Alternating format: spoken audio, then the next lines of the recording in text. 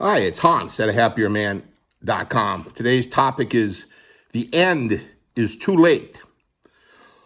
What I'm getting at is waiting till the end of your life to do the things you really want to do and to get done what you really need to get done for your own happiness and satisfaction. You hear these stories all the time of people waiting and then they get some kind of a diagnosis, a cancer diagnosis, a major organs are failing, and then they get maybe a certain amount of time that you have left, a year or two or months or even 5 years, and then they get going and start doing the things they want to do. Well, that's the entirely wrong way to do things, because once you get to that point where you only have a relatively short time left, you're not going to feel like doing anything. You're not going to go on a cruise. You're not going to travel around the world. You're not going to take a road trip. You're not going to set things right with relationships. Your whole life will be based upon just the trying to be in the absence of pain and the absence of fear. The fear is going to dominate your life. The pain is going to dominate your life. The just day-to-day surviving in an extremely limited manner is going to dominate your life. So you can't go into it with the idea, well, once I get the cancer diagnosis, then I'm going to start to live. No. You got to do it now, long before that diagnosis, because you don't know when that's coming, right? I saw this with my dad when he kind of living his life for most of his years until the last year. So in that last year, he started feeling poorly. Things started going wrong. He started doctoring, and his whole life went more or less off a cliff. So the last year, there would have been no way for him to do anything that he really wanted to do at that point. Now, luckily for him, he had spent the bulk of his life trying to do the things he wanted to do.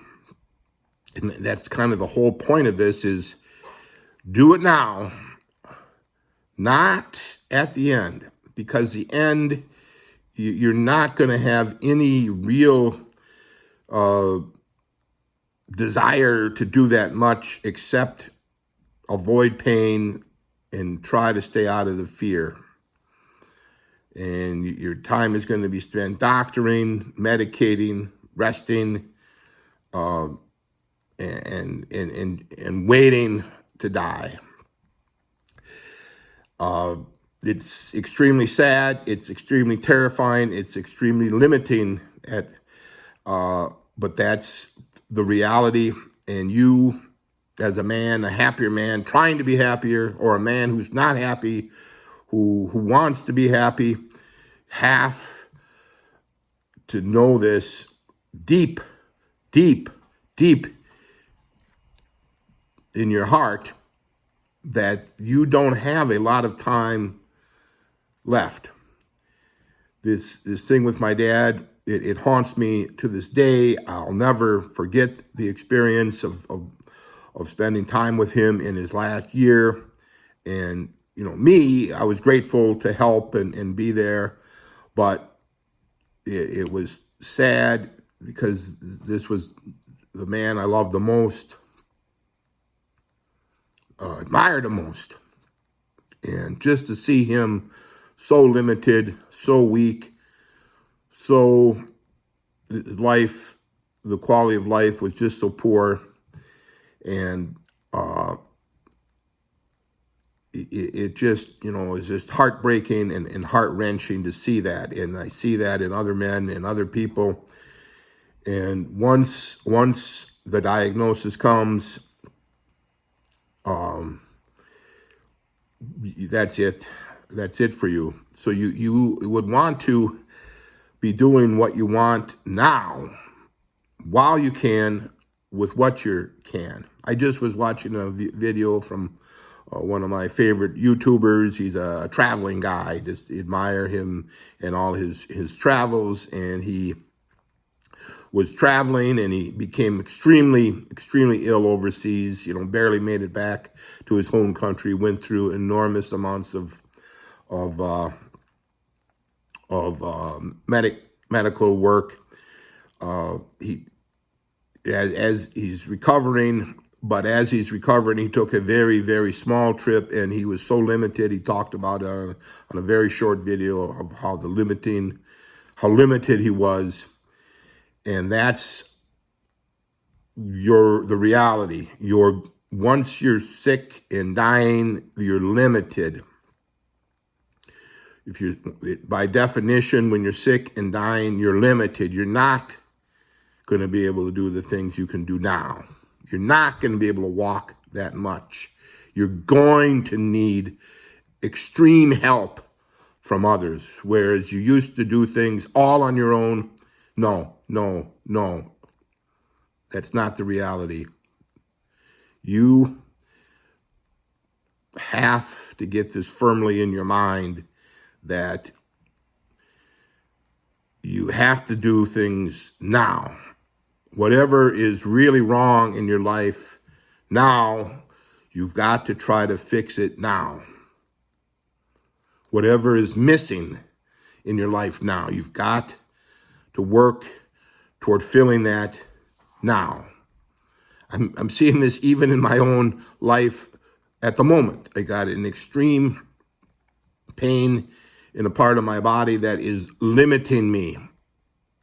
The thought of traveling is the farthest thing from my mind. I'm just trying to deal with this limiting health injury. And that's the reality of what you're going to go through when you're dying. It will dominate your life. It will be all that matters. Having fun won't matter. Exploring will not matter. Traveling will not matter. Having a good time will not matter. All that will matter is making it through the day without extreme pain and extreme frustration. So give that horrible idea a little thought. I'm sorry to be so pessimistic, but it's more optimistic. If you have some health now, do things now. If you have the ability to get out of some horrible relationship, get out now. If you have a problem, fix it now so it doesn't trouble you. And most of all, if there's things on your bucket list that you need to do to make what you would call your life complete, do them now. All for now.